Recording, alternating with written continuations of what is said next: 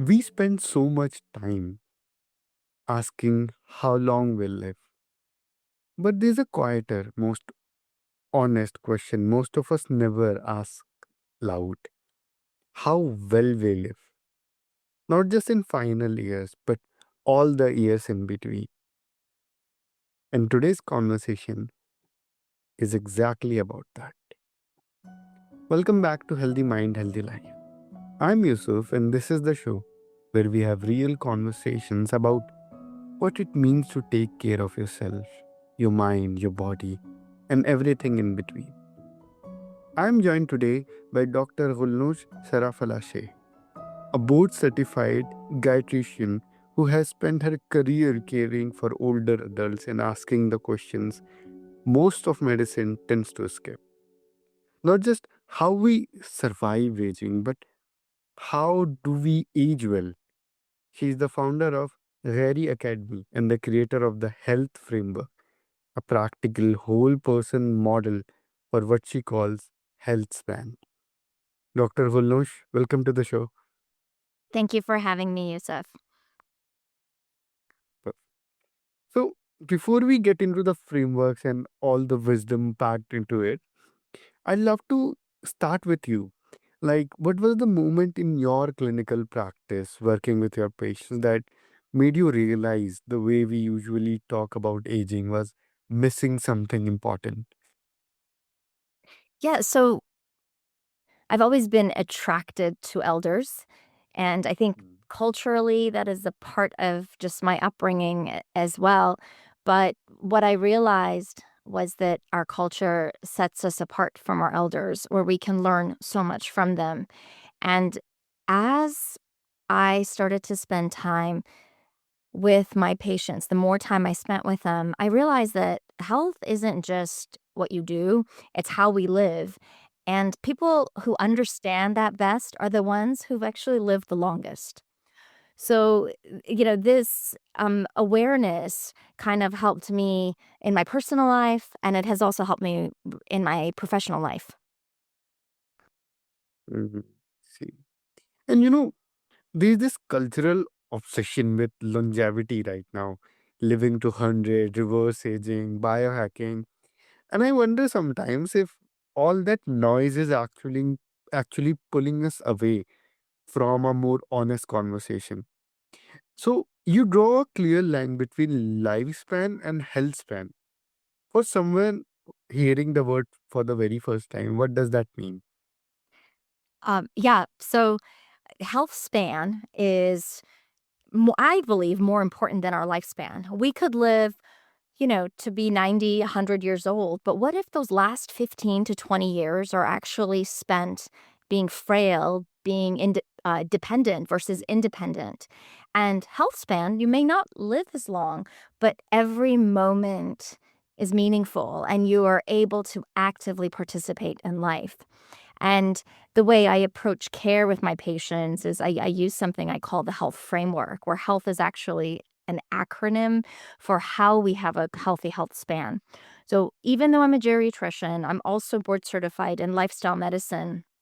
And I spent a lot of my days, talking to people in the most vulnerable states, sometimes people at the end of their lives. And what's most striking is that no one's really like talking about their cholesterol at the end of their life. And what I've noticed though is that when people get to the end of their life, what really is most important is how well they lived. They're not talking about numbers, they're not talking about their careers, they're not talking about um, everything that they achieved, but they are talking about the experiences that they had and what mattered to them.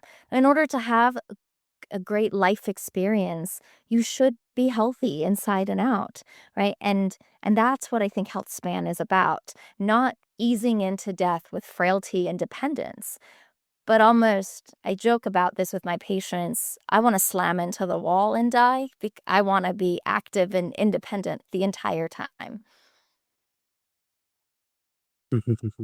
I love that. And then when you are with a patient and you shift the conversation from how long will I live to how well do you want to live, I want to know what changes in the room, like what are the things that open up for them.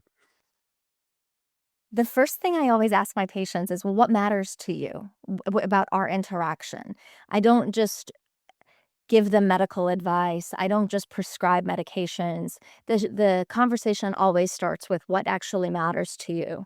Because within this health framework, the H stands for how we age. And within that, there are these 5 M's of geriatrics. And the first one is what matters to you. And then the second one is your mindset. Is your mindset either it's a medical mental disorder or it is your mindset about your health? And then we think about your medications, your medical problems, and finally, mobility, keeping you upright.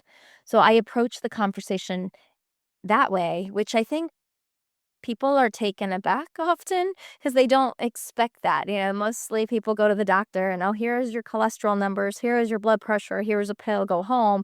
And we're practicing reactive medicine rather than proactively being a part of our patients' lives and their health. And so once I understand what matters to them, and we start to understand how they're aging independently because we all age individually. There are genetic factors, but there are also psychosocial and environmental factors. Then I can build a plan for them. And then I move into the energy piece. So health H for how we age, E is for energy. And this talks about aging on a cellular level, but also on a disease-specific level that is energy dependent. And things like heart disease, metabolic disease, cancer, cognitive disorders, but then also how are we affected by energy in a cellular way, and how can we optimize that? Then we shift to activity, and not necessarily like going to the gym, but what is our body able to do? And what do we want it to do? For instance, for me, I know that when I'm in my 70s, I'm in my mid 40s now, I want to be able to travel and I want to be able to lift a suitcase and put it in the overhead of an airplane, and I want to be able to run across from one place to another. So what would I physically need to be doing now in order to be able to do that then? That plays into the conversation. And the L, this is the longevity uh, part of the acronym, and everyone's like, "Oh, great, supplements, vitamins," but that's not at all what it's about. It's more about those pillars of lifestyle medicine that help us to thrive and live well. Of course, there are some supplements and vitamins that our body may need, and most of those we can get from our diet. We don't need to be taking handfuls of supplements every day, but there's no magic anti-aging hack. It is how we work in order to live a healthy life. How much we put into our physical health, into ensuring we have a good night's sleep, ensuring that our mental health is well, ensuring that we're abstaining from substances like alcohol and drugs, ensuring we have good social connections. Social isolation kills a person. It increases your risk of dementia. So ensuring that a person is connected to their environment is so important. And then finally, habits. So most habit books, well, I guess I better back up. So transformation is the next one. And as we age, we transform and we have to Yeah. adapt to this transformation, correct? So if like I had both of my hips replaced about a year and a half ago. I was born with a congenital hip defect, but I had to adapt and learn new ways to move about. And rather than giving in, I learned to optimize what I needed to do and to succeed. So we transform, but then also transformation helps us in terms of completion. So not anti-aging, embracing the transformation and then completion. So how do we prepare for the next existence? And then last is our habits. So we know all of this, and then I try to understand a patient's habits and how we drift in life. So sometimes we drift because of life circumstances, and how do we incrementally reset? And that's our reset technique. We can sort of get back on track so that we can again enjoy a better health span, a successful health span. Mhm. That was loaded. I love that. Yeah, I love that because, health span is not about delaying the aging process. It is about moving through it without as much function, meaning, connection as possible. And that already feels like a different kind of aspiration. Yeah, I recently was talking to my sister about one of my patients who's very healthy, like very healthy individual, and this patient and I became friends. And I was talking to my sister, not giving her any specifics, but I said, I've realized that the one thing this person needed was our friendship, and I needed that too, and that was the medicine that we exchanged between each other, and I learned so much from this person's knowledge, and, being able to spend time with this person has given me so much insight and so much wisdom, and then I'm hoping that, I've given them back some good advice and information about remaining healthy, but that is the other part of, I think, healthcare is not being reactive, but being proactive and getting ahead of things and really having that moment of introspection. Like, where do I need to be and what do I need to do to live the best life possible? And and sometimes medicine is not about pills or numbers. It's about more than that. Mhm. Yeah. The last letter in your framework is also an H that stands for habits. And I know from your writing that you believe daily routines form what you call the invisible framework beneath everything else. But I think most of us know what we should be doing, like sleeping well, eating well, etc., etc. And we still don't do it consistently. So, what do you think is actually getting in the way, and how do you approach that with your patients?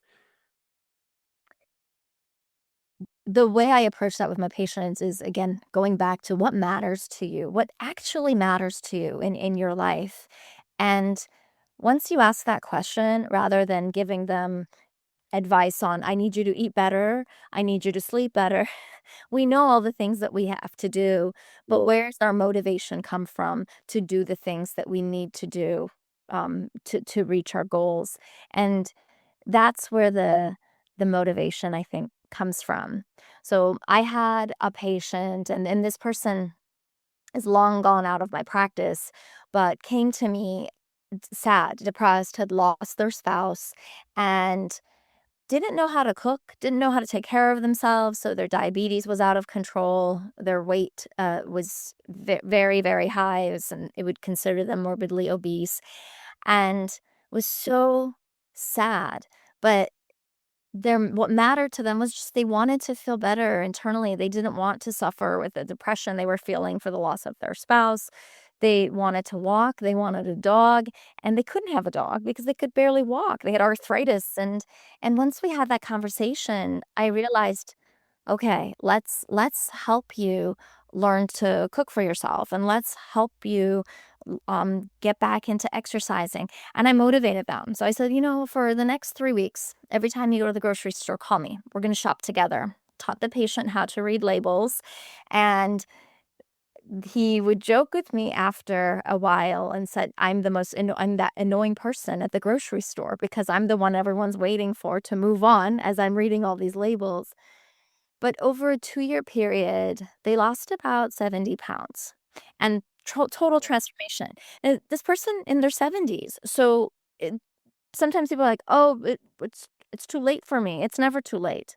And they learned to cook for themselves. They started to get outside, ended up with a dog, and then, you know, was able to move on. So left the home that he was with his spouse before she had passed away, and moved away to be near his adult children and grandchildren so that he had more meaning in his life. But that, I think, was a successful transformation. And that's where this health framework took effect, where I started with that simple question: what matters to you about your health? And when I ask that question, no one ever tells me I want to be unhealthy. They're coming to you for help. People come to the doctor for help, but we can't just offer advice without it truly being received internally, like truly being received and truly motivating a person based on what matters to them. So that's where I think the conversation shift helps me have more success with my patients.